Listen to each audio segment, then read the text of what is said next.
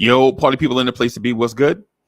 Salute to all my people watching us on Vibes and stuff, and salute to everybody watching on the Queen of Kinks channel. Salute, you are watching an all-star collaboration. Queen of Kink is in the building, and we are joined by the A&R of everything on social media. That is our guy, Triborough, is in the building. Salute. The Salute. executive producer of everything on social media. Our guy, Hello. salute everybody. How y'all this Friday night? I'm good too. I'm good. Good. So before we get deep into the conversation, what we want to do is first inform everybody that's watching this and are going to take tidbits from this. Just want to let everybody know this is a conversation, and I am not a professional. I am not a doctor. So take this as a conversation and don't take this as advice. If you need advice, please resort to professionals if you have an issue. So I technically am certified in adult mental health, first aid, and substance abuse. So I will be the first point of contact for you guys. Right. And so I was saying that for myself. I'm saying I am not. So Queen of Kink is. So take that. So take that for what you will, everybody. So first, let me pass the microphone off to Queen of Kink to let her say what it is that she want to say first, and Triborough and I will join in. The floor is yours.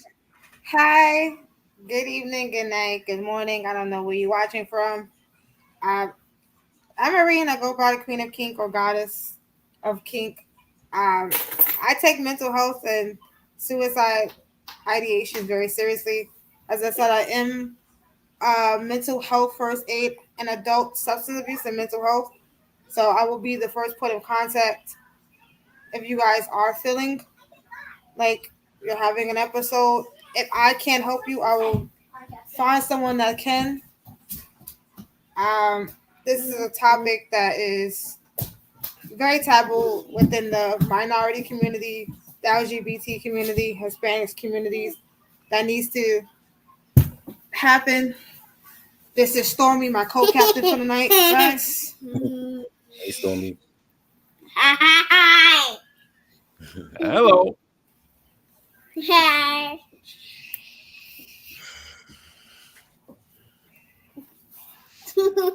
So the topic is taboo, right? And I think the mental health I don't want to call it an issue because that's kind of disrespectful, but what I like to say is mental health in general is one of those topics that we don't necessarily talk about, because I think there are some things attached to mental illness that should not be attached to mental illness. And so I want to say thank you to those that have been putting out very inspiring conversations during the month of September, whether here on YouTube or in other spaces. Right. We want to say thank you to them for their very enlightening conversations. And we're going to have one of those tonight. And it's probably going to be very layered. So just prepare yourself, sit back, and get ready for an informative spot right here. Triborough, you want to jump in and add something? Yeah, just wanted to support what Irene was doing, because I know she's been through a lot, and I can relate because I've lost, friends and family to suicide, unfortunately, and it's always like a tough subject to talk about. But I've never like talked about this before, so it's something different for me to talk about. Right. Me too. I'm a novice on the in terms of the education, but I'm very experienced in terms of events. Let me just put it that way. Yeah, Queen. Oh, it's me first though. Ooh, ladies first. Ladies first. Ooh. All right. So, as we all aware that September is a month. I'm doing something. Just wait. Suicide prevention and how we can help those who are in need, who are feeling suicidal, who feel like that is the only option left. Well, I want to tell you that's not the only option left. There's always a light at the end of the tunnel. You know, there are people out there that's listening, that's here, supporting whether you see them or not. So you always just have to pay attention to the people around you because for me, I'm very smiley and giggly. Uh, but I've suffered for 7 different mental illnesses my whole entire life. Right. My major one is depression. It's on and off recently. I have my good days and my bad days, and most people that really don't know me will never know that I'm depressed because I'm always smiling. Right. Right. Usually, that is usually the ones who hide the most are the ones always making everybody around them happy, making sure that one is laughing and having a good time. They're always the ones that suffer the most in silence. So just pay attention to your friends that are always happy because they're the ones that are suffering. Whether they will tell you or not, just having a simple conversation with someone might change their perspective on life if they know that there's someone listening, there's someone that actually cares. There's a whole community that actually does care. Um, Even though you may not see everybody all the time, there are people virtually that are listening, that are here to be your light at the end of the tunnel and help guide you, guide Right. your way to the end and to better, brighter days. So that just that in itself leads to a lot of questions. For one, outside of that one warning sign, I know there has to be multiple other warning signs. And and as somebody that may be undiagnosed but see that in someone else, how do you handle, say, seeing the warning signs in someone else and then at the same time maybe going through the same thing and you not recognizing that you may have one of a mental illness yourself? Like, how do you recognize someone else but you can't recognize yourself? I'm very observant of people around me. That's just usually how I am. I'm an energy type of person. I feel energy from people, and I can always tell when someone's energy is off. And I always make sure that, especially my friends and family around me, are okay. I check in. I'm like, hey, are you okay? I noticed that your mood shifts. What's going on? Like, I'm a very observant person when it comes down to everybody around me. I'm always checking in on my friends and family to Right. make sure that everyone is okay. And I like to listen. You Okay. convince me about anything. I'm a good listener. I'm give out good advice. I just don't take my own advice. Bad at it. Did it bad at it all my entire life. you Right. know. But I will give you some advice, and I will definitely help you in trying to navigate your emotions and navigating your feelings in that moment. Okay. Okay. One of my questions, another question I have is how do you know when something's not right? Like, for instance, you walk in the kitchen, you get startled. You know you're startled, right? Yeah. But how do you know the difference between going in the kitchen and getting startled, and then having a feeling of trepidation going in the kitchen, thinking about the kitchen, and then leading to thoughts? How do you know, like, one is just because I got startled and the other one may be anxiety? So, you want me to answer that? Yeah, sure. Um, I don't know. Like, I think when I was a teenager, I did suffer from that a little bit because, like, I had like when my grandmother died, I didn't know how to handle it. and she died like when I was like 14, 15. I'm still like going through adolescence by myself without no father. Coming from a single parent, and she meant like the whole world to me. And when she passed away, I didn't deal with it well. You know what I'm saying? Like I got angry a lot. I stayed to myself a lot, and it was really music. It was really music and listening to music that was my therapy. That got me through it. I didn't go to a therapist. Can y'all hear me? Yeah, yeah. Yeah. I didn't go to a therapist. I just didn't want to talk to a stranger and be on their couch talking about my inner feelings. So I turned to music. I turned to writing poems, writing short stories. Just getting my thoughts out on paper. And you know, I was just really young. I didn't deal with it in the right way, and I every Wait. Let me. So where were the adults? they were here, but my mom was here, my grandparents, but it was just that everybody was grieving in their own way, Right. and I didn't understand that at 14. You know what I'm saying? That I was just thinking about how I was feeling, and how much I missed her. You know what I'm saying? Because she was like the leader of the family, and once that leader is gone, it's like it's a different, you know. If you don't mind me asking, was it a sudden passing or was it one that was maybe protracted and you kind of suffered along with the family? She she had diabetes, and Okay. she had like she was in the hospital. She had a couple of strokes, and she was in the hospital, and she just never came out. And I was at that time I was in junior high, so I was like seventh, eighth grade, and while she was in the hospital, so I was young, and I didn't have nobody there at that time to to talk to me about that stuff. And I have to really go through that on my own, and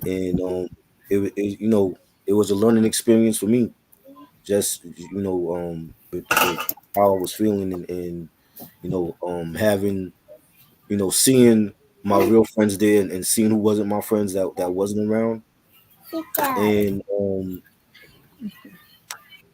I just didn't want to be around nobody. I just wanted to be good to myself, and deal with how I was feeling, and for whatever time it was going to take. Right. Hey man, And so it took a couple years, because like all through my teenage years, I really dealt I don't think with. you're telling me the truth on that, bro. I don't think it took a couple of, I think it took longer than that. I think you still may be dealing with it. No disrespect for because uh, for one, let me first say this. you know, Man, I'm sorry that you had to go through right. that passing. Regardless how long ago in terms of time, Mm, things do take time to heal, but sometimes some things take longer to heal from, and some things we never heal from. right. And then the other thing I want to say too is I appreciate the fact that you had enough courage to share your experience, not with just us two Right. here on the live stream, but everybody that'll watch. Mm, And so I think that takes a level of bravery that we don't often see. So I really appreciate the fact that you were willing to share that. yeah. The one thing I want to ask though, and I know Queen want to jump in and ask you some questions too, and say some things too, but Right. the one thing I did want to say to that is when I asked you about the adults, it Mm, wasn't that I was asking you because I felt like they were negligent, because I know they wasn't. I mm, know they were not. I feel like they were grieving at the same time you were grieving. yeah. And then when there's no counsel around to help everybody grieve, we all tend to grieve individually, right? Yeah. And like on an island, like everybody is on their own separate island Right. grieving with things Right. one way or another. And on your island, you found an outlet to grieve in terms of the arts through music Right. and writing and things of that sort. But people around you probably found other ways to grieve. Maybe they smoked a cigarette. Maybe Yeah. they could, maybe they baked cakes, maybe they hummed, Mm. maybe they had their own Thank you. way of grieving. And I appreciate you sharing that. Queen, you had something you want to. Um, yeah, grief is a very tricky thing in life. Everybody grieve at their own pace and their own time. Um, I think my hardest loss was my brother and my mom. I lost my brother in 2018. He was 26. He died from asthma, and he died so suddenly. Um, 2 months prior to his death, we just welcomed his fourth child, my niece. Um, and then the next thing I know, he's no longer here. He died on my older niece's 12th birthday.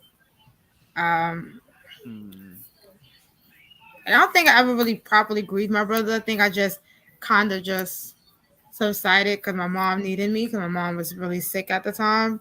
right. Um, when I came back to New York, I had dealt with my own issues. I had got pregnant before I had my little Stormy over here. I had a miscarriage in the train station. I never grieved about my miscarriage. I just kind of just sucked it up. Right. Um, I would say 2.5 years after my brother passed away, I lost my mother to COPD. My mom was 57 when she died. Hmm. And I think between grieving my brother, grieving my miscarriage, me going through postpartum depression, all of it hit me at once. I thought I was mentally ready because I knew that the time was going to come. Right. And when it actually happened, I fell apart. And it was really, really hard. And I think it took me about a year to actually really get it together. And people was like really not surprised, but it was like me being so strong and me just being everybody's backbone. I no longer could be that backbone. Right. And it was hard because I went to isolation mode. I forced myself to be a parent every day for my Right. children. Right. And that was just a dark moment in my life. Like I said, I was grieving my brother, my miscarriage, postpartum depression kicked in. So it was like all of it just came crashing down. The whole world just came down. And And listen, we appreciate you. We appreciate you sharing. That's a lot of tragic events in a short period of time. And listen, we can't help you go through that because that's something you have to go through. But the fact that you shared it with us helps us heal from things that we've been through. Even though we only know each other over the internet, just the mere fact that you mentioned that helps me along the things that I've been grieving about for years too, right? Because I too lost a younger brother that passed away due to illness, right? And I think people watching just see the strength that it took you to just summon up those feelings just to share, even though we can see that they still have you scarred some, right? And emotional scars aren't bad things. Emotional scars come from healing. You can't have scars if you're not healing. That's just a part of it. So we appreciate that, the fact that you're sharing and is in are in an emotional place to reach out to others and help others. you cannot put your arm on the computer. That's why I said you can't sit on Yeah. my lap. Like that. Sit right there in color. Yeah, it's like I said, grief is tricky. Everybody grieve in their own way. Sometimes people go through multiple tragic events to get to that healing point. Right. And I earned my degree a year and a half after my mom passed away. Congratulations. Thank you. I graduated October of 2022 with my associates. Not only just to make myself proud, but to make my mom proud because I did promise her no matter what, I was going to get my degree. I also published my first book that year, earned several certificates. So I did turn all my grief Wait, wait, into. wait. So you went through all that stuff and had a family, and you still graduated college. You Yeah. don't. And let me ask you this: how proud of that are you? I'm proud of myself. I take all my, what people would think are losses, I take them all and turn them into lessons. Um, I guess I have to go through it to get me to a place where I wouldn't say I'm okay, but I'm coping with the loss of my mom because she was my only parent, my best friend. We lived together. I took care of her. So it just got to a place where now I'm learning how to cope. It still bothers me sometimes, but it's like a day by day type of thing that I have to continue to just cope and learn how to keep coping with it until I get to where I'm at a point where it doesn't hurt so much. What's the noise? Doggy, dog, doggy, doggy. You got good hearing. She hit the door. Yeah, that's a very spoiled pit bull Staffordshire Terrier. Very spoiled. We're getting his nails done next week.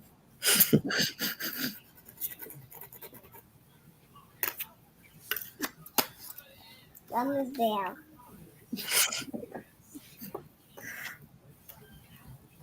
So my question for you is, when did you realize that you had the storage of empathy that you could share your story without getting back to that dark place that we all may either visit or exist in? Because when I went to the dark place, I didn't want to talk to nobody. Nobody couldn't tell me nothing. I just wanted to exist there and figure it out on my own. Yeah. Right. But somehow you use that as fuel to help you graduate from college. Like, so how did you get to that place? Therapy helped. I went to therapy because I was so emotionally neglected growing up that I didn't know how to emotionally be available to anybody. I was so emotionally detached that I was affecting my kids.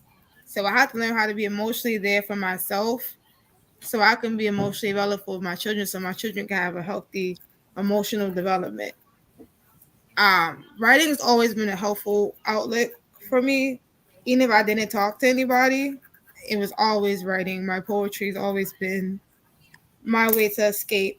Me reading books have always been the pathway out because I did come from a very unorthodox background and growing up. Um, but I always had a passion for helping people. Go by I was always trying to be a voice for the voiceless, especially growing up in the urban communities. There was nobody to speak up for kids like me who grew up in those early 90s when parents are still addicted to drugs and kids who wound up in the system. There was nobody for us, nobody that understood growing up so fast. I had to be an adult before I was even an adult. So sometimes I revert back to being a child because I never had that easy childhood. It That was always runway of being right. I think as now that we're older, we look back on some events that happened to us in our adolescence that shortened the runway of our childhood and forced us to be adults faster than we should have been. But that's not a our generation thing. That's a societal thing. Because when I talk to my parents, they had the same type of events happen to them. Not the same ones, but the fact that they had to grow up faster than they should have. And when I talked to my grandmothers before they passed away, the same thing happened to them. At 14, 15 years old, they had to become women, right? Talk to my aunts and uncles and them. And y'all pardon my English, man. I'm not an English major. I just talk from the heart. So if my English is not perfect, y'all pardon that. But when you look back at the generations, I think we all had the generations all have those moments where the kids had to become adults at 12, 13, 14. And if you're lucky, you can get to 17 or 18, right? Before becoming an adult. And even at that age, in my experience, when you're 17 and 18 years old, you're not thinking like an adult. You're not even thinking like a young adult. Like the first time we got a paycheck or whatever, we just want to blow it on whatever. And adults think about those checks going towards bills.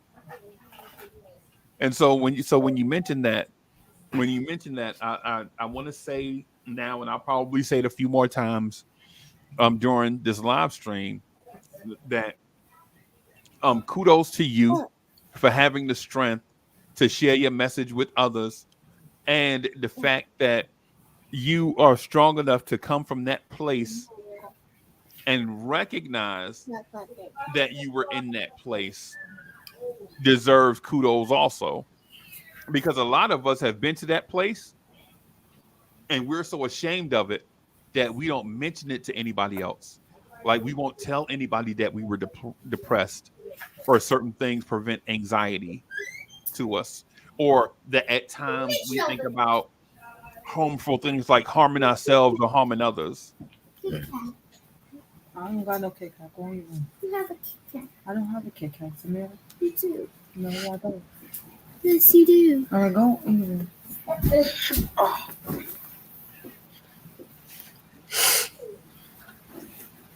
And so I want you to the CDC website to find data that support this conversation. And according to the CDC says the age standardized prevalence of depression among non-Hispanic, Black, or African adults is 16.2%. Trump, Yeah. 16.2. That means out of every 100 people you see in New York City every day, 16 of them are depressed. Yeah. At some level. Take it all. I'm going. I think it's just people choose to deal with it in a different way. I never even when I got depressed, I never thought about harming myself. You know what I'm saying? That just wasn't an option for me. I just knew that how I was feeling, and I knew that at some point I was gonna get over it, because I know it's life. I know people die. I've lost. My aunt died from cancer in 2005. My grandfather died in 2009. So I've lost a lot of friends. I had a friend that committed suicide in 2018.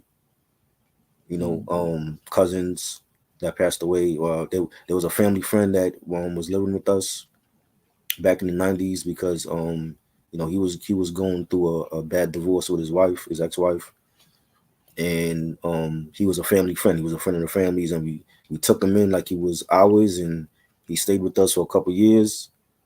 And unfortunately, he took his life, and he had kids. Wow. And it's just dealing with all those family tragedies. I know it's a part of life, and I think I know how to deal with it a lot better now than I did when I was a teenager. And I tell people, they cherish your loved ones. Spend as much time with them. Tell them that you love them, because you never know when they're not going to be here the next day. Right. And just being on here, doing what I do, and being on these different platforms, it's allowed me to talk about it. Because if I years ago, I would have never did this.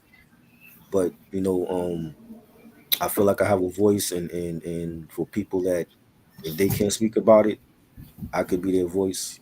And they could relate to what I went through, because they might be going through it now, or they might have went through it in the past. And that's how I look at it now. Right. Right. Yeah, man.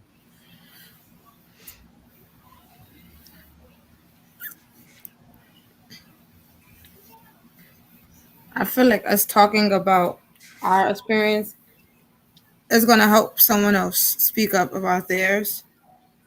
Um, for me, I had suicide tendencies when I was 10 and 12. Um, the first time I tried to commit suicide, I was 10 because I was molested by my mom's second oldest child, my brother that I don't talk to, my stepbrother, and my mom's third husband. When I was 10, it's like a lot of emotion, but there was nobody to talk to. So I thought that it was an option. If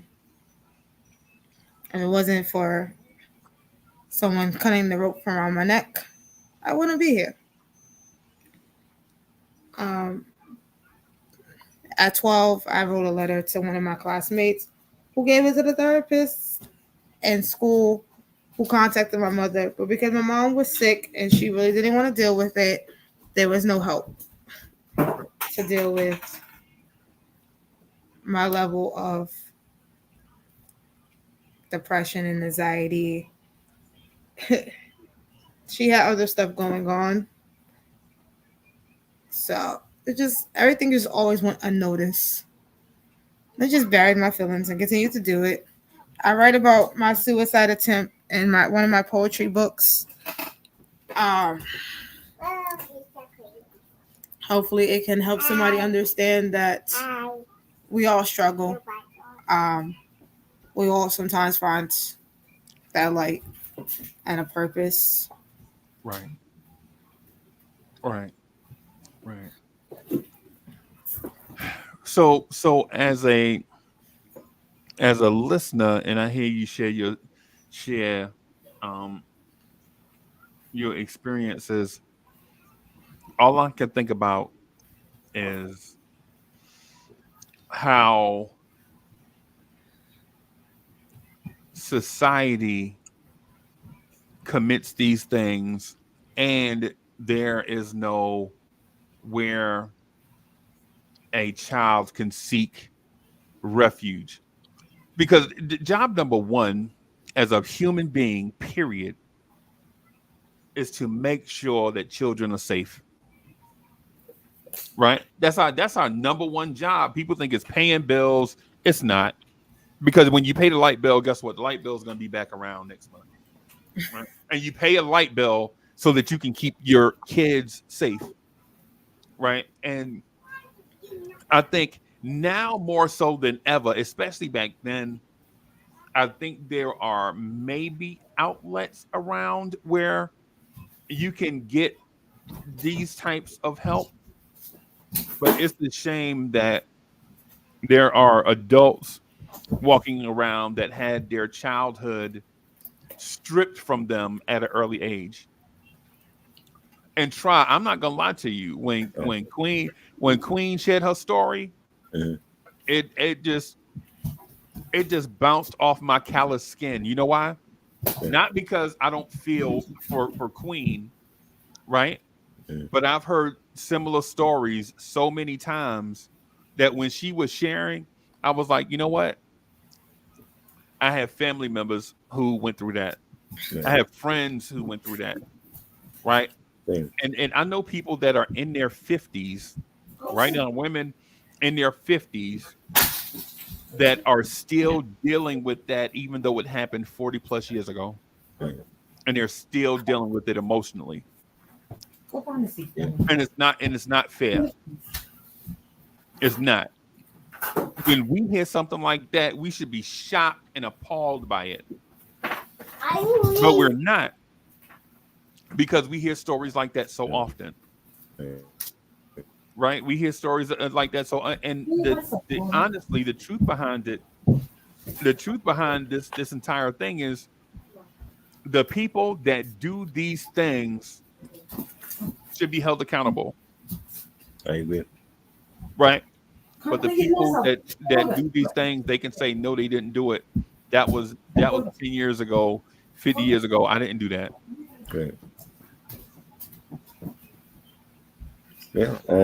Like me and Irene, we talk all the time, and I tell her all the time that she's like one of the strongest black women that I ever known to go through what she went through, and with her childhood, and bounce back from it. And she's a great mentor.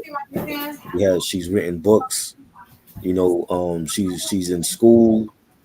She's a loving and caring person, and I think that's why I care about her so much. And I told her like she needs to. She wanted to start a podcast or platform, and I told her this is the perfect like opportunity to talk about what you've been through, and a lot of other people could relate to what she went through. It's a shame, bro, that we have to have these conversations Yeah. in 2024. These conversations dating back to the 2020, the 2010s, back to the 2000s, back to the 90s, the 80s, Hmm. you know, and it doesn't make it doesn't make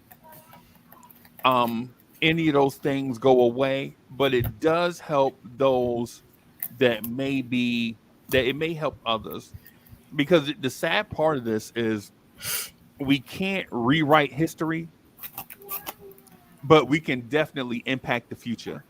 Yeah.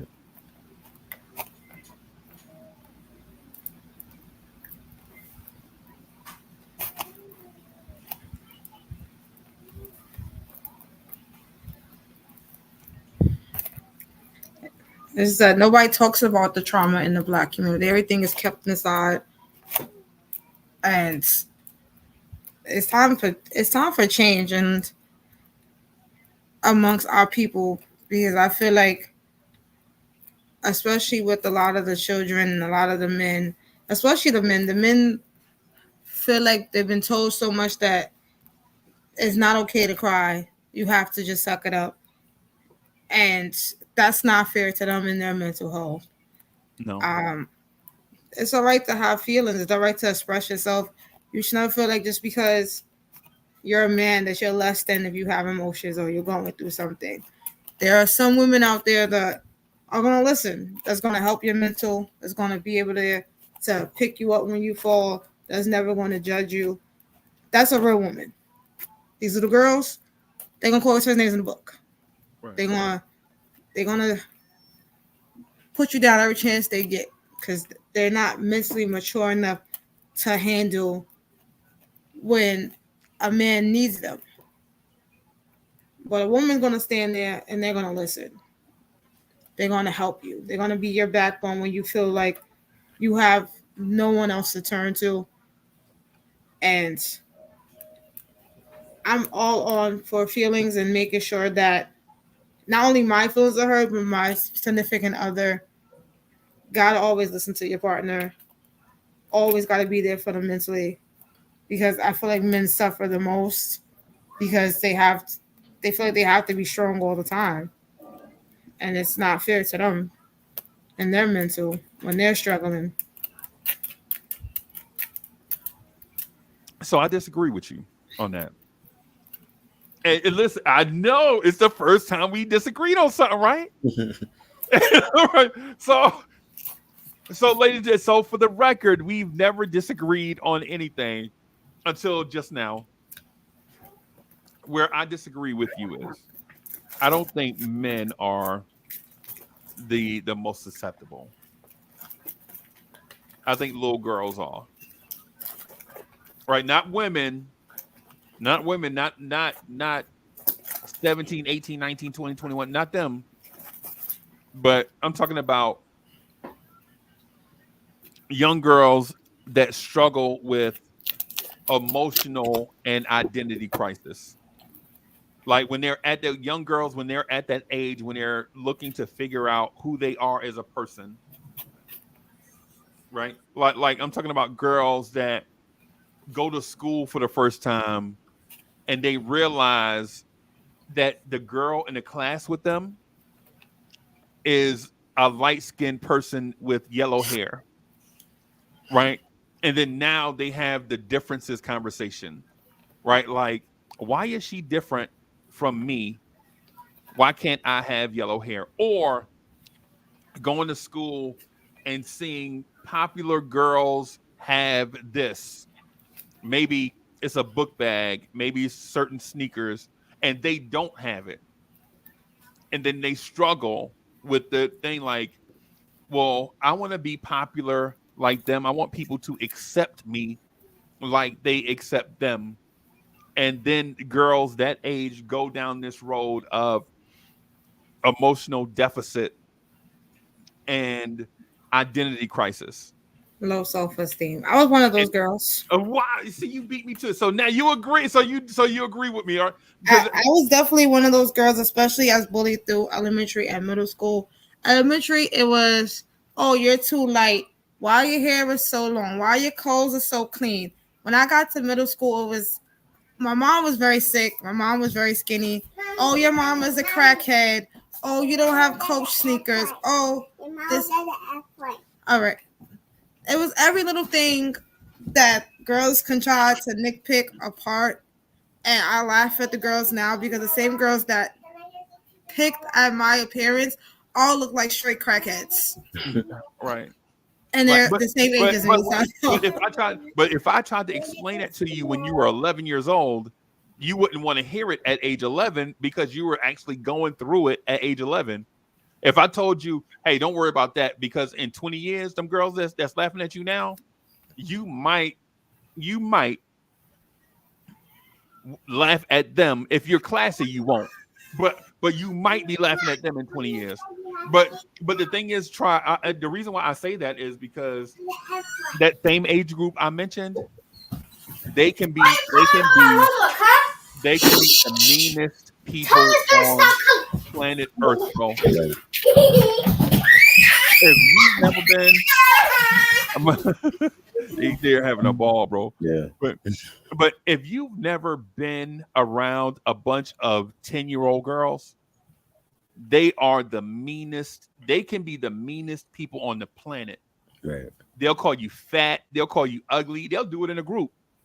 Yeah. They'll knock your books out of your hand. And they stay that way from about 10 years old, 9 years old, 10 years old. They stay that way until some say they never change. Right. But I know women grow up and mature. Right. Mhm.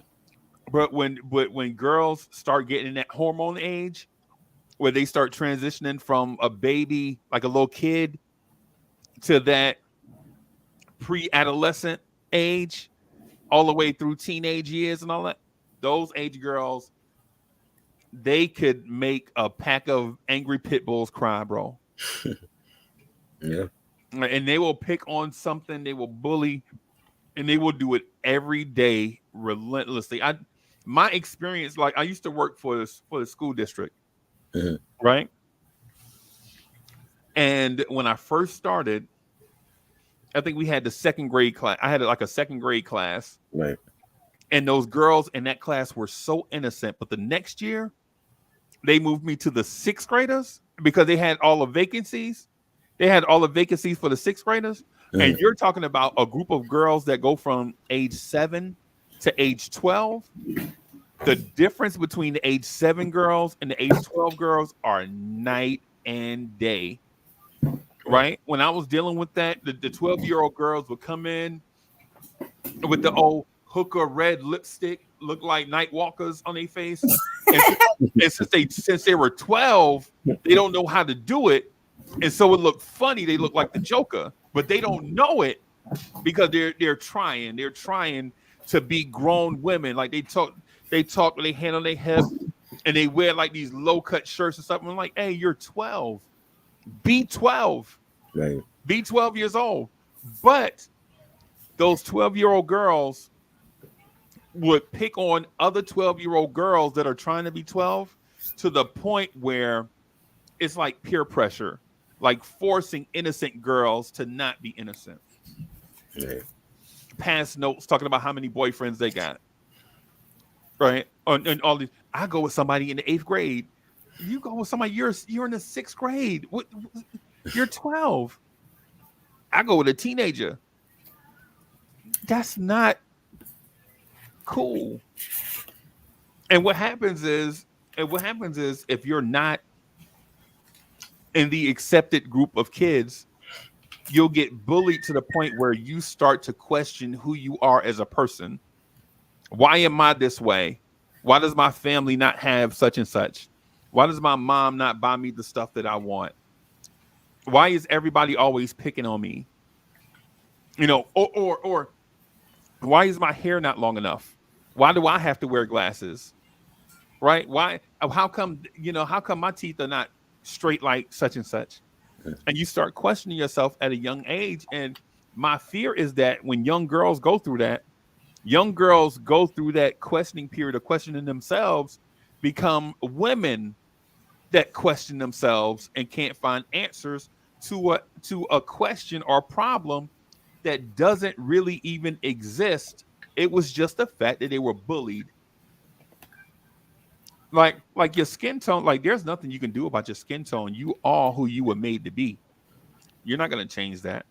I think it's worse now than it was when I was growing up. Social media is raising these girls, and it's the time of BBLs and titties and tummy tucks and bullshit. Right. Like, I tell my daughters all the time that you're pretty regardless of what anybody tells you. My 7-year-old's in this thing where she wants to wear makeup because she had a little Spanish friend who wore makeup. And I'm like, honestly, we're black women and we don't crack. We will always Yeah. forever look Yeah. young. Right. Yeah. Like, you know, and I always have to instill on her, like, you don't need it to be pretty. You're pretty regardless. My daughter is probably about a shade or two darker than I am because her dad is dark. So always tell her, your melon is popping, baby. I don't care what anybody say. Self-love and teach your kids self-love. Because if not, they're going to want them at somebody's table looking for a BBL and a tummy tuck. And I can tell you, when I tell people my age, they be like, nah, you're not 30. You don't got 4 kids. Where? Right. I'm like, because I come from the era of we are proud with the skin that we're in. It took me a while after having children to love my skin because I was not a size 0 anymore. Right. But I didn't go out there looking for the BBLs or the tummy tucks because I'm like, I didn't come from that era of women. The women I seen on TV were naturally pretty. Now these girls got a Nicki Minaj to look up to, Sexy Red to look up to. Like, the women that they're seeing on TV are giving them this false image Right. of what women look like. And I'm here to tell you that's not what real women look like. Right. Okay. They don't have tummy tucks and BBLs and titty lifts and implants all over the place. Real women don't look like that, especially not after having children.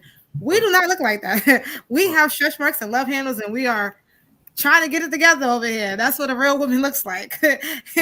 Not what you see on TV. That's all a false image. I tell my daughter the same thing. I said, false image. That's not what real women look like. Right. Look at me as an example of what a real woman look like, because I come from that era and that time where natural women were appreciated. Right. It was a commodity to have the women with the natural bodies. Now everybody want a BBL. I don't know why. I work in a warehouse and the only thing I see is BBL Century. I'm like, you're driving to a company and you got a BBL. Make it make sense, bro. Like, come on. Like, we can't be this ignorant in this buffoonery. Women have been headed down this path for years, though. They've been headed down this path for years of I remember there used to be a certain thing called You want to hold it? a girdle. Now, Now, and I know y'all don't know what a girdle is because y'all I do. probably a little bit younger than me. My grandmother used to wear ones. I know about it's it. not called a girdle no more. It's called a waist trainer, but I have one. But what I'm saying to you is this. I remember meeting a girl at a church function. We were like 17, right? And she walked by, and I was like, "Wow, she looked like Betty Boop."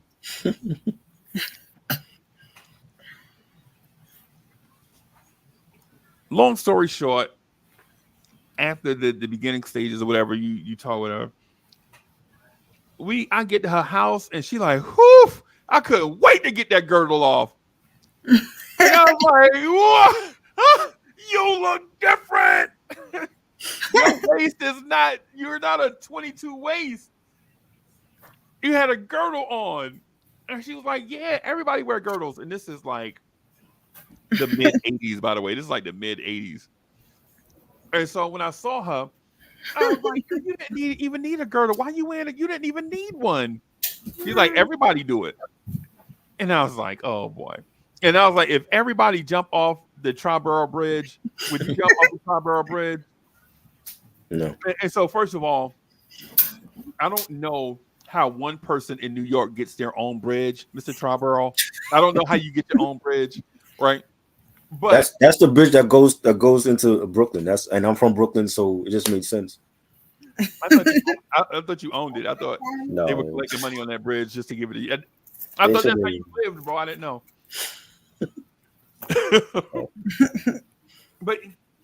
But here's the thing. Women are always going to look to change or improve their look. No matter what we say, they're not going to do that. They've been doing it for centuries, eons, right? Improve or change their look. But to the extent that they're going to do this, That's not crazy. Yeah, like the BBL thing to me is out of control, but not as out of control as the eyelash thing. The eyelash thing is just stupid. Oh my God, please don't mention your eyelashes. The eyelash thing is stupid. It look like women have typewriters on their eyelids. It just looks stupid to me. It look like they got a broom on their face. See, for me, it's the long ones I can't stand. The ones that are extremely fucking long for no reason. Like, how the fuck do you see out of that? The normal ones, the little ones that they put, the little individual ones, I can get behind those, all right? But not the really, really thick, long ones. That shit pisses me off. Okay? I'm all for you want to throw some eyelashes on, some lipstick on because you're going out somewhere. But it'd be like, Jesus, why? I guess I'm not a girly girl, so I don't be understanding. One time I tried to put them things on, it was not working. I was like, fuck it. I just can't. I just can't do it. Some things I just can't. Women all over, y'all are beautiful the way y'all are. Don't worry. Y'all worry about the most unimportant things. It's like somebody whistling at you at the mall. Okay. What happened when you get home? The people at home should be appreciating you. You should appreciate yourself. Facts. I think it's just a superficial thing that people fail to realize. I always tell people, right, no matter how much you try to change your looks, that's not going to keep no man. Gotta love yourself first before you can try to keep somebody, bro. Like, I'm okay with 90% of the time looking like somebody mama, and the other 10% when I step the fuck outside, I look like, damn, baby, where the fuck you been at my whole life? Like, I can do it. I just don't like to. I'm not into the, I want to be pretty every day. I just want to look like somebody mama. Wear sweatpants every day. Right. It just takes too much out of my time to be trying to be a girly girl all day. Like, I'd be like, how do you got time to put 10 tons of makeup on? And some girls are girly girls. That's just naturally them. No disrespect to y'all. If that's who you are, do you? And if you're at the other end of the spectrum, if that's who you are, do you? Right? My thing is I think a lot of times we let society tell us who they want us to be instead of us being the person or entity that we want to be. Right. Do it for yourselves and not for a trend. If you're going to wear makeup or eyelashes or go get breasts done or your butt done, do it for you and not to fit in. Because I feel like sometimes with cosmetic surgery, it is a mental illness because everybody has it. And some people are just not happy with God gave them. If God wanted you with a big butt, he would give it to you. Honestly, it's not all the hype that you think it is. God wanted you with some big ass titties, he would give you some big ass titties. Not all the hype you want to. Fat crimes come with that shit. So, just take what God give you and work with it. right? It's the thing about originality that I think leads us down the roads of conversations like this one, where if you're not 5'5" and look like a track athlete, then people are like, you know what? You're 5'5" and don't look like a track athlete. And you know what? That person should say, I knew that. I looked in the mirror this morning. I knew before you knew. Right? But the thing is we're not accepting of those things. I think peer pressure leads us down the road of a lot of anxieties.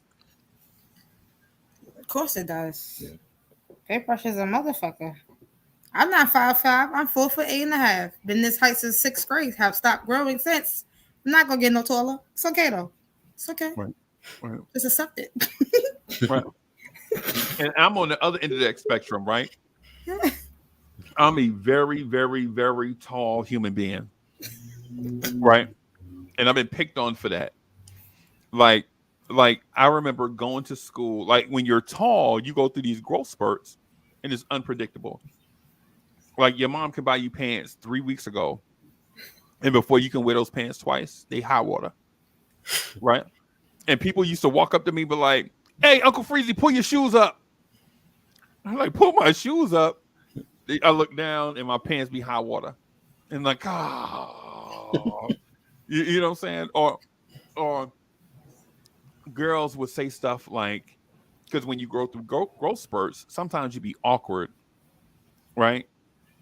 And girls would be like, ew, he ain't right. He touched something wrong with him. No, ain't that I'm going through when you go through growth spurts. Of course, when you run, sometimes you're gonna fall. You still getting used to a new body. Every time you go through a growth spurt, you're going through something with a new body, right? So now I'm 6'5", right? And I can't even find clothes. I legit have to find a specialized place to get clothes off the internet and pay 3 times as much as an average size man is gonna pay for clothes. So if it costs a man $150, it's gonna cost me $450. Right? But then if I don't stay fresh, people gonna pick on me anyway. Like, ew, he nasty. Like, you know what I'm saying? So you go through these things of the thing in these social norms that if you don't fit into social now, some social norms are good, right? Like structure, like social norms, like be on time, right? Be a good person, right? Help others. Some social norms are going to be good. Other social norms, every woman has to have a BBL. That's not, yeah, that's crazy. Mm-mm. Not the ones that make them have your thighs and your ass matching. Like, can we fix that? Like, get it together down there, please. That'd be annoying. Why your thighs are so small and your ass is this big? Like, can't even do it right. Right. Make my head hurt. Yeah. Yeah. Yeah. But I think they go through it because they have like the mental illness part of it. They have something where they feel like if they get this, then people will accept them. But what they don't realize is people never accept you for who you are, no matter what change you make. All they'll do is once you get that BBL, now they're gonna start calling you broke. What your broke ass? Because now you pay for the surgery. Now where your money coming from? Unless you got a sugar daddy to sponsor your lifestyle. It's hard to find those. Right. See, right. I got the opposite problem that you have with clothes. Like, I be liking a lot of clothes, like jeans, that are longer than my legs. And people are like, why do you do that to yourself? Because it's a height thing, right? Mind your business. Like, I'm short, but I like these bell-bottom jeans over here that are currently past my ankles. Right. But with my children, me and my 7-year-old are the same height. Like, we're the same height. You're not that short. Can you imagine that? You're not that short. I don't think you're that short. I am that short. I'm 4'8". My daughter's like 4'7", 4'8". Me and my daughter are literally the same height. She's 7. because her dad is 5'11". My son is Maybe 12. she might be short without the shoes on, but she's not like that short. When you wear shoes, you're like 5'1". You lying, lying, lying. You sound like my doctor. They always changing my height every time I go. They can never get it together. But like my son is 12 and he's like 5'5", 5'1" at 12 because his dad is like 6 feet tall. I'd be like, can y'all stop growing in this house? Like, When I was 12, I was 5'8". Right. I remember when I was 12, my father was 5'10". And so when I was 12, I could look my father in the eye. And my father would be like, "Don't you be looking at me in my eyes." Right. Right. Because, mm. you know, but the thing the thing I want to mention about the mental illness awareness and certain mental illnesses and certain disturbia, right? Certain emotional disturbia is some of it, I feel like, is a hormone chemical thing in our bodies. And some of it is environmental factors, like we mentioned, peer pressure. And some are What? genetic. Right. Yeah. Yeah. And I think it's reinforced not just by people on the outside, but it's our habits, right? Like I listen to a certain type of music where everybody that does the music brags all day about what they have. And they brag about their power and they brag about their influence, right? But as a listener, I know this is fairy tale and folly, right? But in real life, what you see is always reality, right? Even though they making up a dream, right?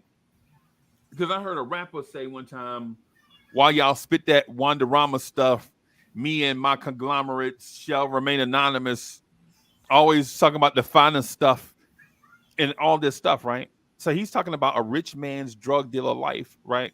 How elite they are. And as somebody, as a listener that could barely afford to buy that CD, I'm dreaming the same thing he's dreaming, right? But where he's dreaming of it and he's making his way to that, I'm not making my way to that. I'm making my way to the time clock at work and hoping that I could get overtime so I could pay my bills. And so he puts the vicarious pressure, not just on me, but of millions of people that listen to that. When 30 years before that, or let's say 20 years before that, my pop's generation, my mom's and pop's generation, the people that were influential saying about love, right? About how one day they're going to meet their special person, right? Mm-hmm. The only song I can remember from back in my popsdom era that talked about things was a song called Tramp. Got 5 Lincolns, 4 Folds, bragging about his cars and all that stuff. But for the most part, they sang about love and what it means for a man to finally find the woman, or what it means for the woman to finally find her man that's going to accept her for what she is. A lady sang a song one time. She sang a song. She said, I'm gonna knock on your door. I'm gonna rap on your window pane until you come back to me. That's all I'm gonna do." That's what she said in a song, and she meant that shit. Right. Right now, women go get the BBL and hope some man chase them around. Right now, female rappers are talking about how much sex they can have with anybody at any given time, and about how whatever. Right? But they're not talking about, hey, listen, hey man, look, sex is good. I enjoy it more so than anybody else, right? But the thing is, would you like to be with somebody that love you for who you are, is going to accept you for who you are?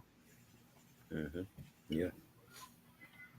That's one of those things. Like talking about those things. Hey, that's cool. I get it. I get it. But I think in today's society now, where we're talking about who is the most powerful, who has the most money, legit, we're listening to music by wannabe millionaires talking about what they're going to throw money away on as opposed to what they can do to help communities and stuff. They would rather buy their ninth Lamborghini than to help somebody in Queensbridge, New York. And so that's what I feel like the peer pressure comes from. Like this thing of when women hear about these guys over here and all the stuff that they have, and this so when a regular guy, let's call him Joe, when Joe looked to holler, Joe would be like, hey, ma'am, listen, I see you walk this way every day. And every day I try to summon the courage to come talk to you just to say hi, just to look you in your face and say you're pretty. Not to get your phone number, just to get the courage to come over here and let you know how pretty you are. It took me 8 days of trying to summon up the courage just to walk over here and say hello. Right? Women nowadays would take that as, ew, boy, that's you corny. Get out of here, cornball. And dudes that listen to try who your favorite rapper right now? Right now? Yeah. In this era or just all Yeah, time? just right now. Right now. Right now. I like Larry June. I like Conway. Perfect example. People see a cat like Kanye West with all this money and all these deals, and now women will be like, if Triborough ain't like Kanye, he can't holler. It's crazy. Yeah. Queen, you got something to say about that? I think Queen is fan and she thinks she get ready to go. She get ready to cut our head off on national TV. No, I was telling one of my coworkers who's like 22. I said I come from the era where we would write our boyfriends letters and leave them cute little voice notes and stupid shit like that. You know, people like, oh, romance is dead. I will tell you, I'm one of those women who do not like all the fancy materialistic shit in the world. I'm a very simple type of person. If you want to say hi, say hi. If you want to call me pretty, that's fine. You know, I don't mind. Like, don't feel like that all girls will call you corny, because there are some girls out there that are dying breed that will still accept the compliments, that will still accept the flowers and shit like that. We're not all bitches and hoes out here. Okay? I'm just joking, but we're not. You know, we actually there's a lot of us that still do like the finer things and the smaller things in life. I don't like men that are flashy. That's not my type of environment. I don't like men that I feel like they gotta buy me gifts that's not gonna get me to drop my drawers for you. Honestly, I can go out there and do that myself. I'm more a person that likes time and affection than anything. I feel like that can't be replaced, because no matter how much materialistic shit that you can buy someone to buy yourself, nobody's not gonna remember the Gucci's and the Louis and the Prada bags. They're gonna remember the little stuff that you put out there in the world. Right. No doubt. No doubt. But we do have to try. We do have to recognize the fact that, you know, there may be those out there, but there also, man, have y'all ever been to a place called Brooklyn, New York? Have y'all ever heard the way women talk in Brooklyn? Mm-hmm. I'm just talking about in general, right? In general, I'm not talking about just, you know, a sweet old lady or a young girl that was raised right. I'm talking about in general, with Uggs and puff jackets on. Like you walk by him, bro. It sound like you at the shipyard, bro. Is a man like you walking by, you like 6'7" with Tim's on, I'm benching 400 pounds, and they walk by you and they intimidate you the way they talk. Salute to King Ribby in the building. Andios is in the building. Salute. Fritz House Center was good, man. Absolutely. And it's like one of those things where it's like as a man, and by the time you get to a certain age or whatever, you're gonna have flaws, whether it's physical flaws, emotional flaws, maybe you have some physical scars or whatever. You're not gonna be a perfect person. The person you when you were 8, you were dreaming to grow up to be, you're not gonna be that person probably. Right? You're probably gonna grow up to be a person that's been in and out of relationships. Maybe you had some tattoo sessions that went wrong. Like you saw the tattoo in your head one way, and then when you got it, you're like, oh, but it's mine. I think we live in that world where there are so many environmental factors where we get. So is it depressing? Is it depressing, or is it suppression? You mean when it comes to like the peer pressure? Yeah. Well, I mean, for me personally, I never went through that. Thank God, I never went through that when I was a teenager. But I mean, I've heard, seen it happen to like friends and family, and I think now, especially in with social media, I think that's all you see on your timeline. So you could see, like you said, like for young girls, like if they're looking at Megan Thee Stallion and they love her music, they might want to look like her when they older, or Nicki Minaj, and think that that's real, and they don't always look like that. Megan Thee Stallion don't look like that when she wakes up in the morning, and I knew that at a young age, that you gotta love yourself and be happy with who you see in the mirror, and not try to be like everybody else. Like, you your own person, and that's always that's always been the message that my mom and my grandparents taught me. Like, be your own person, never be jealous of what somebody else got, and it's always stuck with me. You know what I'm saying? So I never had that issue of trying to be like somebody else, and trying to look like somebody else. I love who I am. You know what I mean? And and the views and my opinions and thoughts on things, and that's just what I tell people. Like, be yourself. Don't worry about what everybody else think, or what they got to say, and you know. You a real one, bro. You're a real, because when I was 18, bro, Mm. I was trying to look like Elder Barge. You remember Elder Barge? Yeah. You remember Elder Barge, bro? Mhm. Elder Yep. Barge had the light skinned dude, had the long hair. Yeah. Yeah. Mhm. Yeah. Every time he walk around, the girls are just fainting all over him. Yeah. And he would be about to sing, and they would just faint. They would just pass out. That's what I wanted to be when I was 16. I wanted to be that. Right. Right. The only thing about the difference between me and Elder Barge is he was cool and charismatic, and I wasn't. That's the difference. Well, why do you think that though? Like, what makes you not cool compared to Elder Barge? Because you might be cool in your own way, and people might look at Elder Barge, well, he okay, but he's not freezy. Because at 16, I was in a weird dynamic, man. I had anger issues, Mhm. and also had an unrational proportion of confidence. Now, when I say I was super confident, don't get it twisted as I was smooth, right? I wasn't smooth. I was just unafraid, right? Yeah.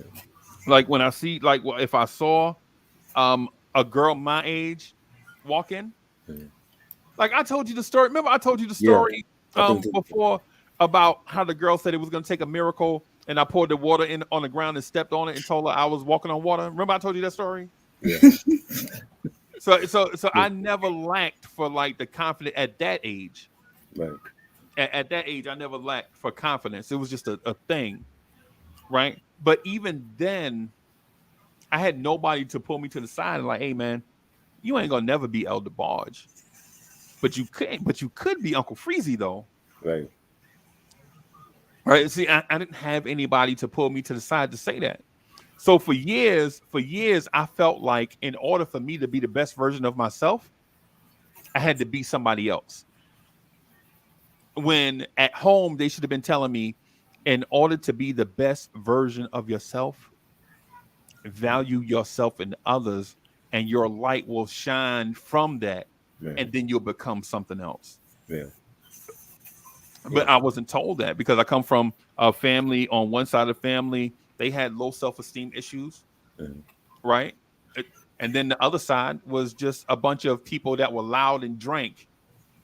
Their being cool was talking real loud.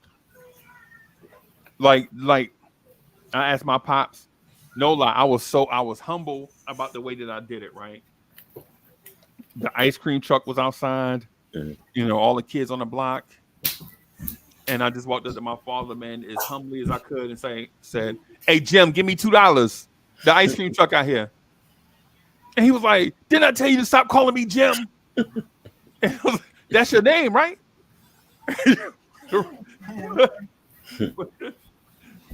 But yeah, man. It's I guess it's about like the peer pressure of things, like Right. you know what social norms, what's acceptable, right? Like women nowadays like to have this thing called baby hair, like on a thing. Mhm. And that's not baby hair. Baby hair don't never look like that. Well, you bought that from the wig shop? You bought baby hair? I don't understand it. I don't understand certain things. Like I don't know. Well, I do know why, but I don't know how it got this far. I don't know how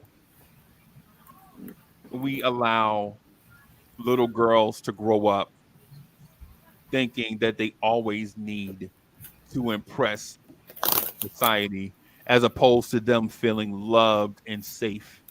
Yeah. As a little girl, you should feel safe and loved and valued. You shouldn't feel like you're not good enough. Women now, I feel like, go through this thing their entire life where they don't feel appreciated. Queen, am I correct on that? I think it's because of your first love is supposed to be your dad, right? That's what they always tell little girls, that your first love is your dad.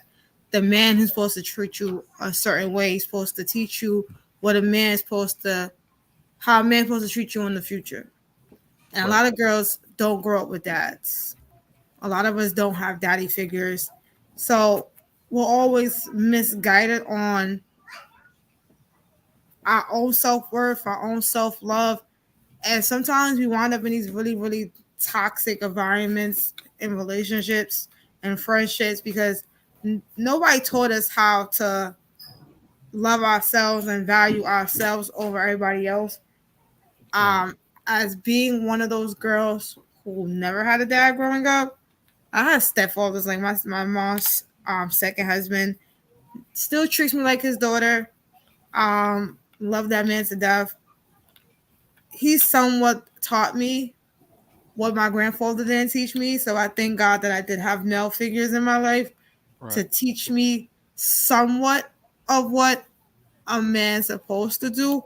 But also at the same time, I've seen the dark side of their relationships with the cheating and the lying. And I always thought that was acceptable because the way my family stayed, Right. no matter what. So I'm learning now that it's okay to let go and to love yourself and not to try to fit this narrative of what people think your life looks like.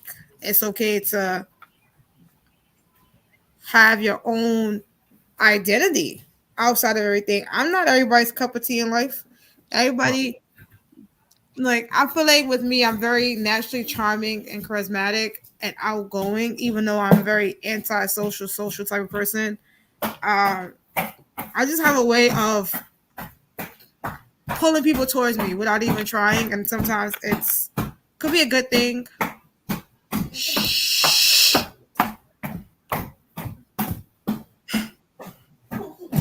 Right.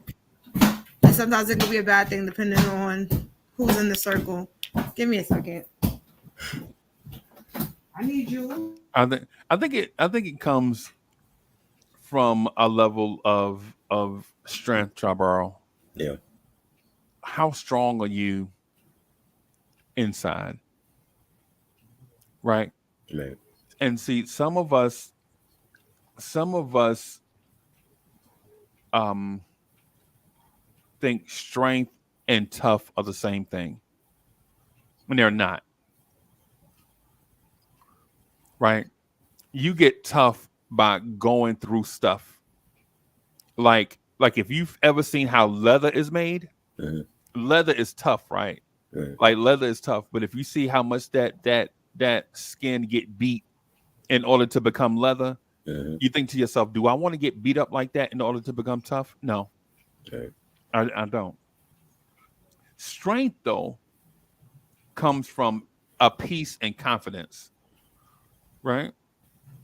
Like strength comes from a peace and a confidence where certain things are not going to draw you into a, like for instance, when I say the greatest borough God ever created, as soon as I go down that road, you have enough strength and peace, right? Enough kind not to even go down that road like, oh boy, I already know he's gonna try to Mm-hmm. drag me into this conversation, right? Yeah. And honestly, it's not a conversation worth having. It's just a joke, Right. right? But the thing is about that is I think we misalign certain things. Like being tough and being strong are not the same thing, right? Being tough means you can withstand more. Being strong means you can walk away from more. Right. You'll have the strength to know what your limit is. I'm only going to take so much of this demeaning conversation, so to speak, right? I'm Right. only going to take so much of this person calling me out of my name before I walk off and not look back. Tough means regardless how much you can take, you're going to stay there and take it and take it and take it and take it and take it and take it. That's being tough, Yeah. right? The thing is, do you want to be tough or do you want to be strong, right? Sometimes certain situations call for one or the other, right? Yeah. Sometimes but when it comes to your emotional health, I think one of the things we rarely talk about as Black people is emotional health. Like, how you feeling, right? Like, you can legit be with somebody and they can be in a conversation where somebody else just constantly keeps hurting their feelings, and that one person won't say a thing, even though on the inside their feelings are hurt to the point where they just want to go somewhere and just cry, Yeah. right? Because their emotions have taken such a beating that they can't handle it no more. They just want to break down and cry. And I'm not talking about women because I know women do it. Yeah. I'm talking about dudes. I'm talking about men. Men will go through so much stuff that they'll just go somewhere and they'll cry and they'll see another man. Like, hey, dog, what wrong with you? Hey, man, you ain't out here got this house all smoky, man. Got my eyes all watering. You know what I'm saying? Trying to hide it. Right. Just go. I want to kiss. You kiss me. I kiss you. Get on the bed. Come on. You think I'm wrong about the tough person? No, I think you're right. I think you gotta be comfortable within your own skin to like tell people how you feel and not keep it bottled in so that it comes out the wrong way. You know what I'm saying? Especially for men, I think like if something is bothering us, we're gonna get angry naturally. But that's like our first instinct instead of like talking about it.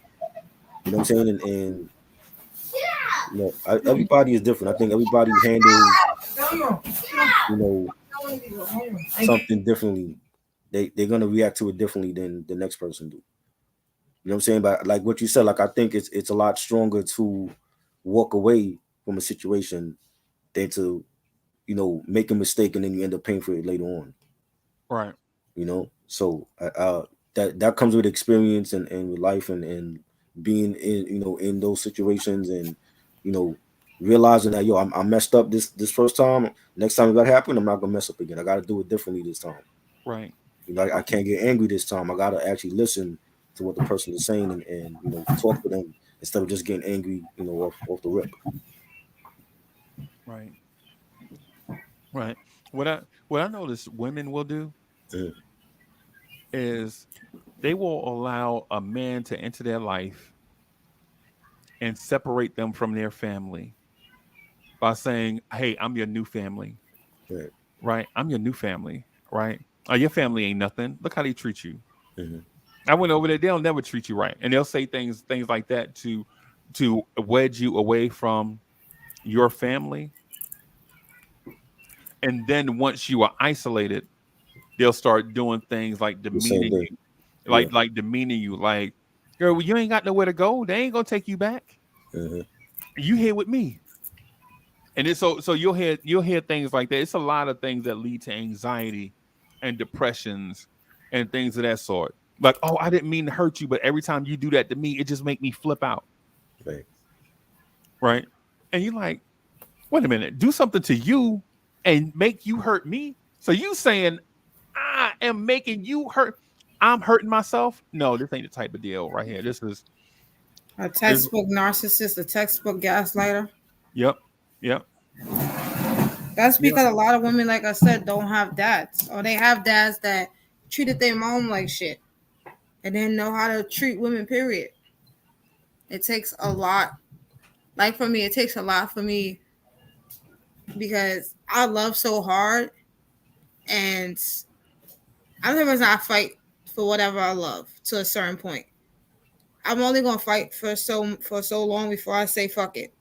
You right, won. I'm over it. I'm done. I don't got time for it no more. Go about your business. Like, right, and it gets me to that where I know that I have tried everything in my power to fix whatever the issue is.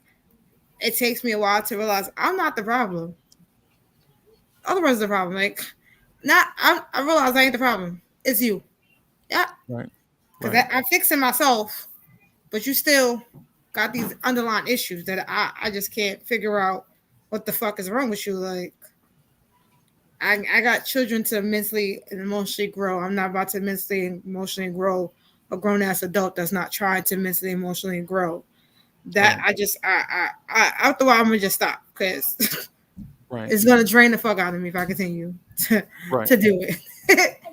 right. Yeah, yeah.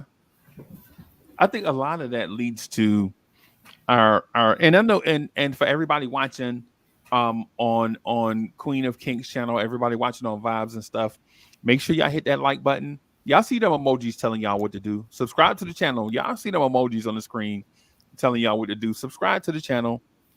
Leave comments in the comment section. Join the conversation.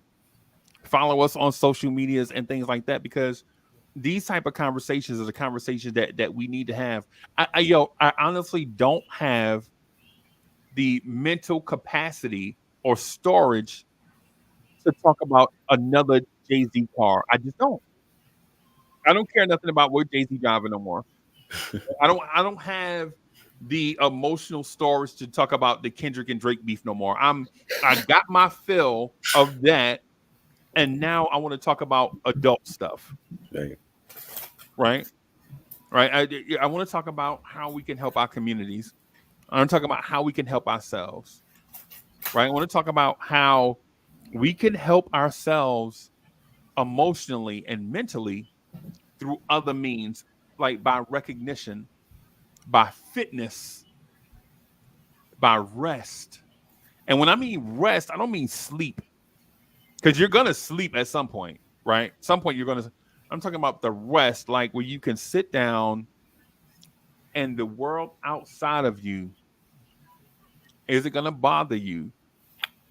and you can come to a place of peace where you can inhale and exhale and not have worrisome thoughts, not have troublesome thoughts, not thinking about, not having anxiety, not having thoughts of harming yourself or someone else.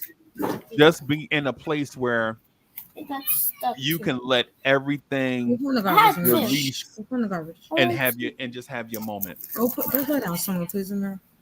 I Go think ahead. when we get to that point of understanding that fitness plays a part of it, rest plays a part of it, having a sounding board, a person that you can communicate instead of keeping those feelings trapped inside, have a person that's gonna listen to you, but that person has to be in the same place where you are, a place of peace, because you don't want to do this to a person that you can't trust, and they wind up making the situation worse. They take the stuff that you share with them and gossip about you to everybody. You don't need that person.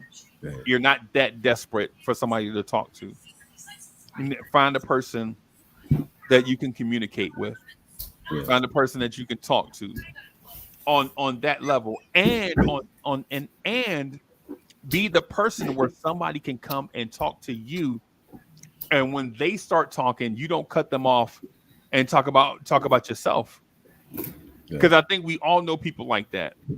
Like the person you're trying to share something with them, and they keep cutting you off because they also had a bad day and they need a sounding board. The thing is, you can't have two sounding boards at the same time. Right. You can't have water and a sponge. I mean, we need water and a sponge. You can't have two sponges together, right? You can't have two things of water together. You need water and a sponge, right? They're opposites, right? Right. You need to have that in your life where if you have a bad day, you can have that person to talk to, even if you have to schedule it. Like, hey, try, bro, this motherfucker keep cutting me off at work, bro. I'm gonna put my hands on him. Try to be like, nah, man, dag, man, I got.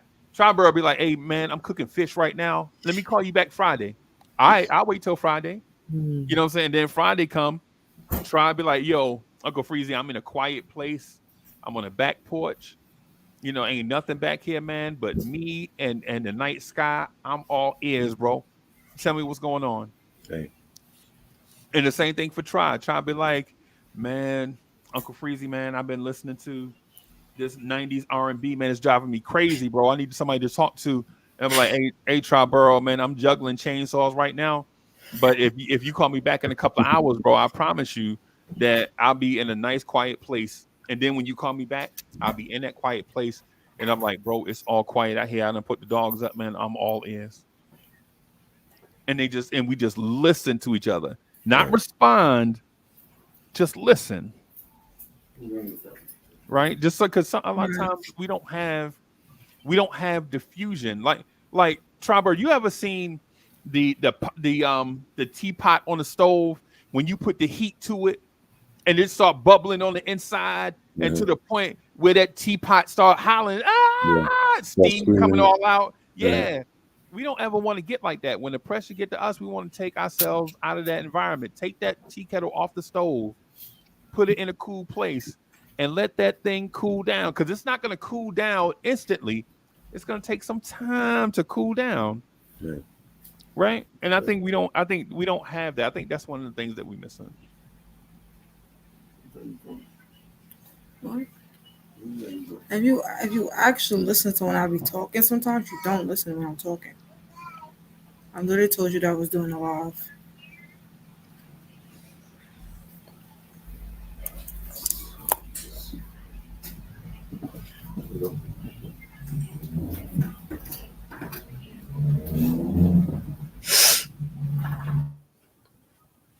You feel me? Maybe Yeah. not. I definitely feel what you're saying. Okay. We got to listen to each other. Like I listen to the person's problems and they listen to my problems and we could bounce off each other like that and give advice. And try. And you know what? A lot of times we won't even have all the answers. Right. We might not have none of the answers, bro. but we can be the confidant for a little while, Yeah. right? Just be the confidant and just listen. Oh yeah. Ain't no harm in that, I agree. right? So Sorry about that, guys. Sorry. ain't nothing, Queen. I just took it as you didn't like my tea kettle analogy.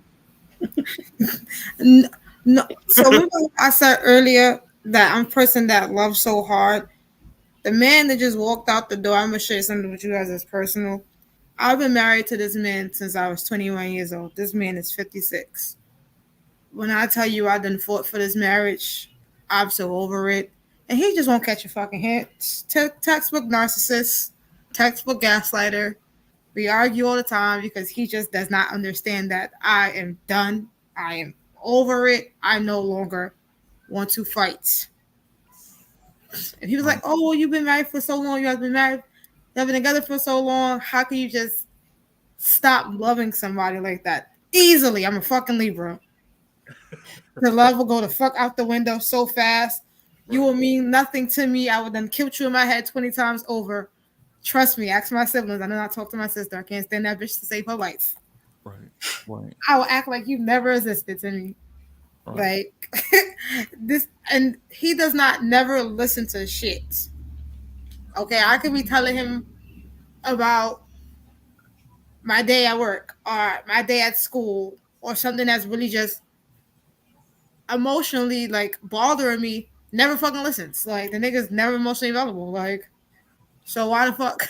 Like, he asked a stupid question. What are you doing? And then fucking told you 50 times what the fuck I was doing, sir. right, That's a textbook narcissist that literally likes to gaslight, never takes accountability for nothing. He is mentally not there, and that will be. And that's the right, example I said earlier that sometimes men like that, no matter how old they get, will never mentally fucking mature.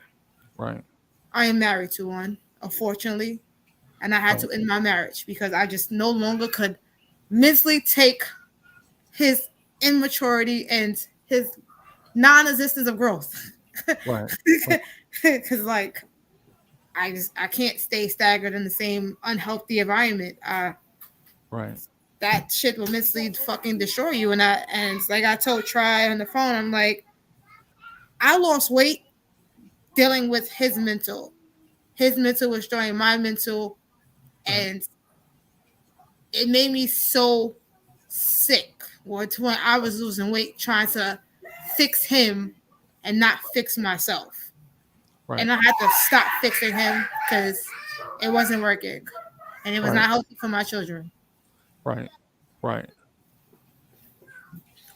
Well, I appreciate you sharing that with us too. It take man, listen, y'all a lot braver than I am, right? Y'all a lot braver than I am. I ain't gonna lie to you. I feel like certain things can help the next person who feel like when you're married to older people, they like to control. And once the moment they lose control, they start spiraling out of fucking control. And that's exactly what's happening to him. He know that I don't know if he knows that he fucked up or he's just not realizing he fucked up and I just don't give a fuck anymore. Then now he wants to act like he gives a fuck. But I'm not Right, impressed by it. right, I right, needed that before. Now I don't want it. Don't give a fuck about it. Take that shit and take it up the shove your ass at this point. right, right. At least you know how. At least you understand where you are. Like with me, and not changing the subject because I understand where, um, in terms of the feeling. I think I understand where you're coming from. In terms of the situation, I'll never understand. That's y'all business, y'all situation. But in terms of how you saying it, I think I understand and can follow. Right. Um, I am, however, like um terrible at other relationships, like friendships. Like I only call Tribe Borough Gigolo when I need something. Hey, Tribe, what you doing? Let's talk some R&B. Like that. Hey, I don't never call Try and ask him to borrow $20, and I should, right? Like, hey, Try, what you doing, man? Oh yeah, let me borrow $20. You know what I'm saying? I don't like. I should be doing that, right? But I only call him when I want to just talk about stuff like this conversation. Like legit today, I texted him and called him 15 minutes before the show started. Like, hey man, what you doing? You supposed to be here. right? No, no, I could have, and listen, I could have been hitting him up all week. I could have hit him up yesterday. I could have hit him up 2 days ago, right? But when it comes like personally, but the thing is now that I'm at a place, I know that I'm not a great person at um extended relationships, like friendships, right? Like for instance, I'm a straightforward talker, right? And I know people say, keep it real, man, keep it a bean, son. This is how people talk to you. But then when you keep it a bean, you hurt their feelings and they take it a certain type of way. People say keep it real. They don't mean that. They just mean communicate better, is what they mean. They don't mean tell the truth all the time. Mean, hey man, just talk to me and let me know, right? Like some people, like most people, it's not about what you say, it's how you say it. With me, it's about what I say, not how I say it, right? Like to me, I just get straightforward like a laser beam. Like, hey, bro, you want on time? What's going on? Like with no consideration that this person might have gone through something that kind of caused them to not be at the place where they said or whatever. Right. So that's my external struggle. Like being a straight shooter. Being a straight shooter is not a good thing. Right. People have feelings and considerations, and you should always think about their feelings and considerations. Now, don't put them before your own. Don't destroy yourself for the sake of trying to save somebody else. But let me phrase it in a different way. Don't destroy yourself for the sake of saving somebody that can save themselves, right? Like if when it comes to kids and children and stuff like that, of course, you want to put them before yourself. But when it comes to others that can save themselves, right? Don't what I'm saying, you don't want to go chasing waterfalls. You just want to stick to the rivers and streams you used to, basically. See, I That's used to be like that, like you. I'm a very good friend, but now I'm very selective about the people that I call my friends. Um, when I lost my mom, I had this really good friend who's no longer my friend, who was apparently never my fucking friend.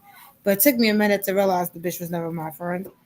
That I had to go through I had to hit rock bottom to realize that she was never really a friend. And I say that because leave it up to her. She'll tell you I was a shitty ass friend and never gave a fuck about her. right. When I'm very, very not a selfish person, I will literally give you the shirt off my back Right. because that's how I've always been. I've always been a caring type person.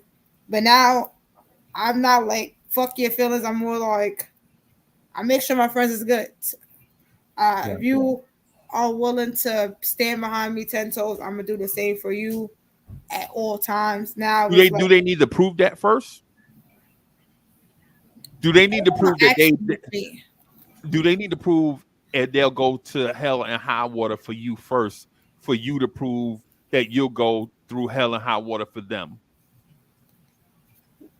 No, I feel like with me now at my age, at 30 years old, I feel more like it's actions. Like the friends I have now, they're younger than me. They're like little siblings. I call them. They're like little siblings to me. But it's more like if I need advice or something, they're there to give me advice. I'm there to give them that big sister advice. They're there to give me that little sibling advice, you know? And I tell people I'm not a friend that looks for materialistic shit. Just show up for me. Right. Be there when I'm in my at my best and at my worst. Right now Right. I'm in a place where I feel like I'm at an okay standpoint. I'm not there at my best yet, but I'm there at an okay standpoint. Right. Right. Right. I had to stop being a people pleaser. But it's not working anymore. Yeah. Yeah. Takes a Yeah. lot. Yeah, I feel you. The topic that you mentioned, like when we first met and you were talking about this topic, I appreciated the fact that you were willing to talk about this and it wasn't like a cliche moment. Oh, I'm doing this because it's mental awareness month. So it wasn't just that. It was because you actually wanted to talk about it, and it wasn't like clickbaity. Like, oh, I'm just going to talk about this hot topic on the internet. It wasn't that. I felt like when you brought it up, you really wanted to talk about it. Because I'm passionate about it. I feel like there's no voice out there for the people that are actually really suffering in silence, Right. whether it be from generational trauma, whether it be from racial trauma, from whatever you feel like you're going through.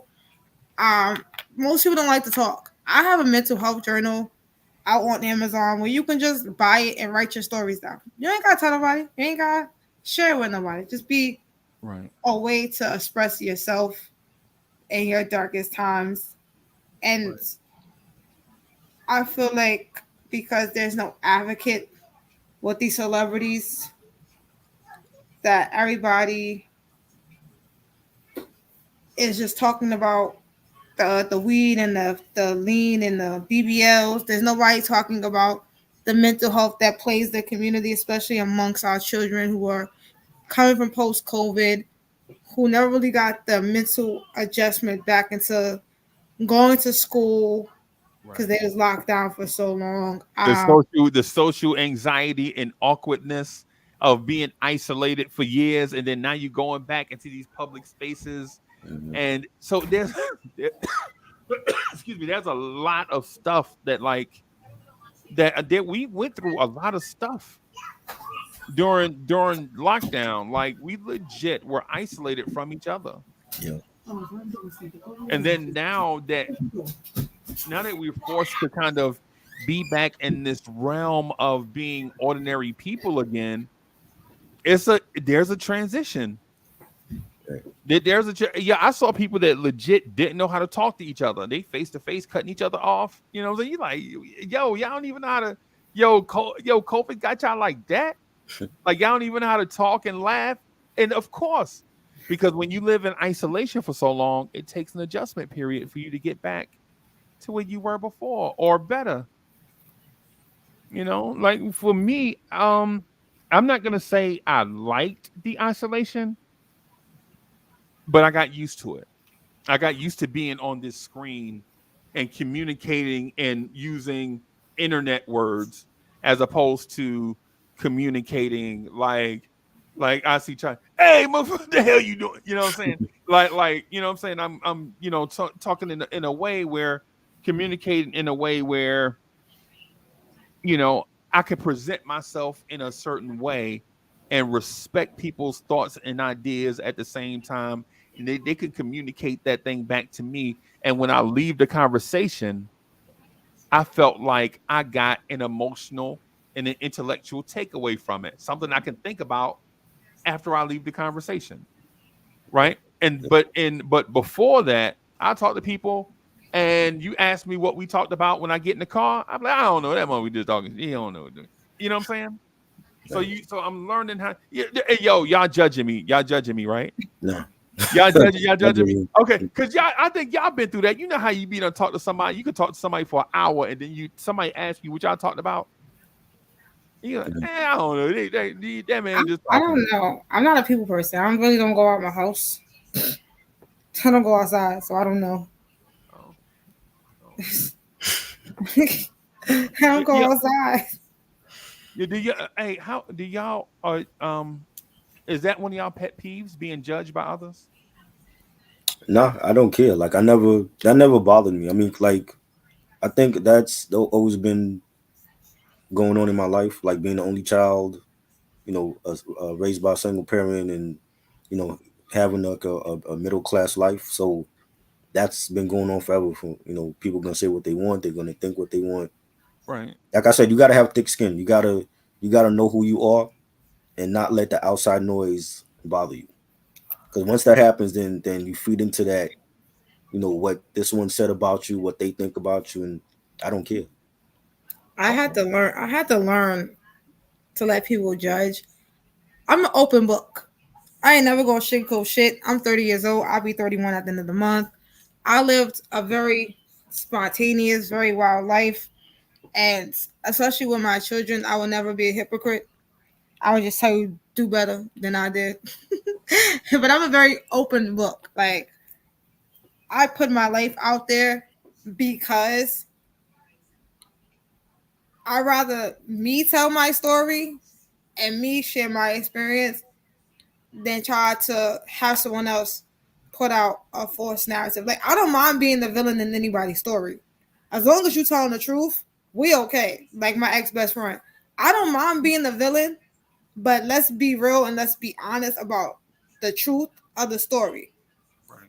If you're gonna lie and make it seem like I'm the bad guy in a moment where I just buried my mother and you made it seem like I was fucked up because I could no longer be this friend that you desired in the moment, then I'll take that. But I'm not gonna be a villain if you're gonna lie.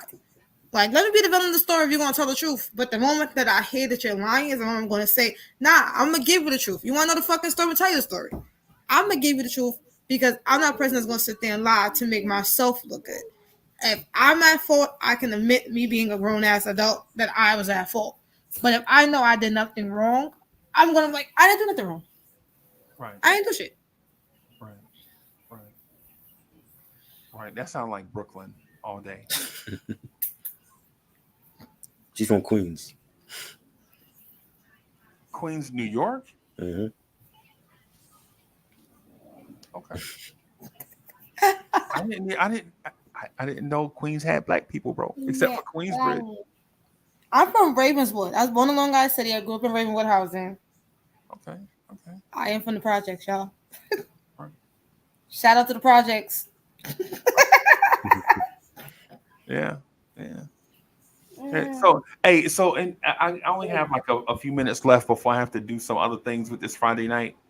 And y'all know how it is, man. You grind all week, man. And I think the missus has some I don't know what that is in there, Mary J. Blige or something in there playing or something in Vogue or something. You know what I'm saying? So I have to kind of go in there and be I have to be the obese version of Shamar Moore. Is it tonight? Whatever. Except my teeth are straight. My teeth are naturally straight. Oh, So yeah. But in these last few moments, I just want to ask, Queen, do you have anything else going on? Anything else we should be aware of to look out for the channel? Um, Currently I'm trying to get my life together. But I might start doing my poetry readings online. If you would indulge me, I would like to read a poem before we end. All right. From one of my books. Let me do this. Let me go around the panel and then we can end on that. Is that okay with you? Okay. And so try. You got anything going on Instagram? You going yeah, live? I do like retro reviews on like with the homie Chop It Up Hip Hop. He's also from Queens, and we do like retro hip hop reviews. We did Mobb Deep Murder Music last week, and Really? yes, I'll send you the live. Okay. We did Mama Said Knock You Out for the anniversary. We talked about LL Cool J's new album, The Force. That was a good review, and I know we're planning on doing it more often, like every week. And yeah, shout out to Reg. You can see me on Reg's channel. We do weekly reviews and stuff on his channel. And me for my channel, I'm currently in football mode, so I'm talking like NFL football, Right. for the moment. And I got some other stuff coming on the channel. So. Go to bed. Okay. Okay. So for me, Vibes and Stuff, the channel you watching, and if you're watching on Queen of Kink, Vibes and Stuff, subscribe to the channel. And if you're watching on Vibes and Stuff, go subscribe to Queen of Kink. I think we have a spur of the moment goal of getting Queen to 1,000 subscribers by November. So if you're watching, just go ahead and click the button, turn all the notifications on, hit the like button. So y'all know Blawrence Tears, place to be, number one chief rocker. We're gonna talk the way that y'all like to have that talk to y'all. In the morning, we're gonna do a members only show on Blawrence Tears. Tomorrow night, we're gonna do something on social media. I don't know if it's gonna be on Vibes or it's gonna be on here, but we're definitely gonna rock the spot a little bit. And on that note, Queen got a poem she gonna share. And what I want y'all to do is be attentive, right? And put your comments in the chat about the flowetry that's about to happen. Yo, is flowetry a word? Can we It patent should be. can we patent that? Because it's a flow and poetry at the same time. Try, Right. can we just take that name and use Yeah. it? Like the three Yeah, of because us? they're not gonna do nothing with it. So why you could use it. We split the three of us. Flowetry. Yeah. Bam, there it is. All right, Queen, it's on you. So I write poetry for a living. I have books out on Amazon. So I'm gonna read a poem from my, I guess it would be like kind of an autobiography or biography book from my life, my pain, my story. This is more of a little bit more about me personally. I'm gonna read a poem that I wrote about my battle with depression. It's called "The Fight Against Depression." Today, I might be down. Tomorrow, I might be up. This is a battle I will continue to fight. I fight against my depression every day. But the difficulties of the demons, I will not let depression win. As I sit alone in the dark, my mind starts to race. I'm thinking about how life would be without me. I'm thinking about how free I would be from the pain. I'm thinking about how life would be for my children. No one talks about the dark side of depression. No one talks about the thoughts that go through the mind. No one talks about the feeling of not wanting to get up. No one talks about how sometimes the biggest smiles hold the most pain. No one talks about the demons coming and knocking on your door. No one talks about the demons talking and telling you to end it all. Nobody loves you. Can you look into my eyes and see my pain? What stories do my eyes reveal? I smile on the outside while I'm hurt and broken inside. Today I might be down, tomorrow I might be up. I will continue the fight against depression every day. That was good. I like it. Bam. So you can check for the Queen on Amazon. Keep an eye out for the title of the book, right? Queen, can you hold the book at them? So you want to find that on Amazon, and since the holidays are coming up, just go ahead and buy. Queen, how much is the book on Amazon? I think $25 to $30. It comes 20. in paperback and hardcover. Oh, so it's 25 or 30 bucks on Amazon. It'll be a fantastic holiday gift. You know the holidays are coming up, right?